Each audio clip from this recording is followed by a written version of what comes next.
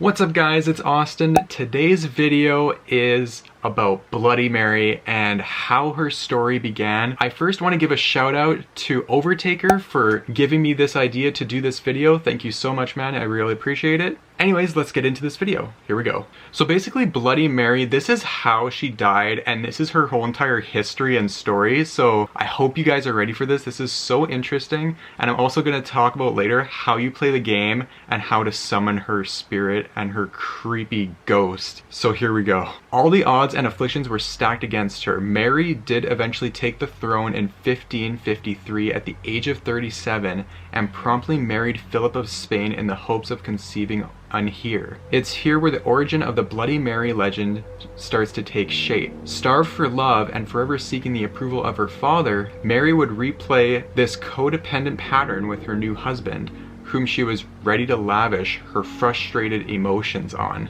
10 years her junior and in no way as excited to replicate her amorous feelings, Philip fulfilled the negotiated duties expected of a royal marriage, and 2 months later, Mary's greatest wish came true. She was with child, meaning pregnant. Displaying the usual symptoms of pregnancy, including a swelling of breasts and an ever growing abdomen, the public remained suspicious of the Queen's recent good fortune, and it didn't take long for rumors of false pregnancy to start spreading. In a time without pregnancy tests and in which doctors could not examine a sitting monarch, only time would tell if these rumors were true. Until then, the people of England and Spain kept tabs on Mary with a watchful eye, and so they waited. In customary fashion, Mary went into a private chamber where she was confined for 6 weeks before her expected due date of May 9th. Although the big day arrived, the baby didn't. Both she and her servants around her proposed that perhaps a miscalculation of delivery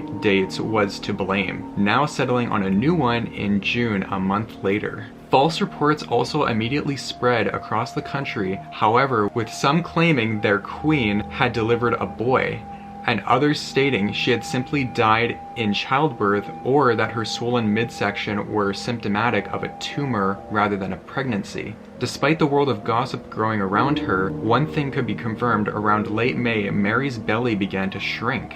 Unable to explain or understand what was happening to her body, she continued to wait as those around her slowly lost hope. June and July came and went as her doctors extended the birth date even further. By August, Mary finally left the confines of her chamber, childless and alone like never before. She believed that God was punishing her for failing in a mission she set out to achieve for months earlier. At the time of Mary's pregnancy, the people of England were divided between Protestants and Catholics. Mary, determined to unite her people under the true religion of the land, took action by signing an act shortly before Christmas in 1554. Wow, that's a really long time ago. That would result in the Marian prosecutions, in which an estimated 240 men and 60 women were sentenced as Protestants and burned at the stake, earning her the name Bloody Mary forevermore. She died the next year at the age of 42, presumably of uterine or ovarian cancer. Her name can still be heard today, chanted by children in a dark bathroom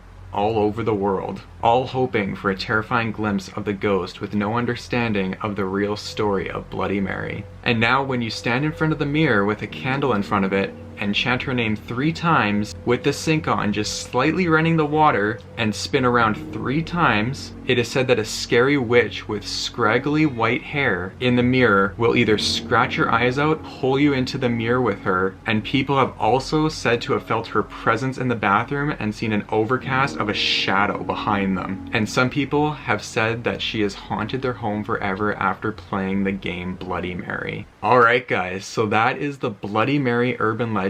I really hope you enjoyed that. I tried to look up like some true ghost stories of people that have played the game, but they all ended up the same.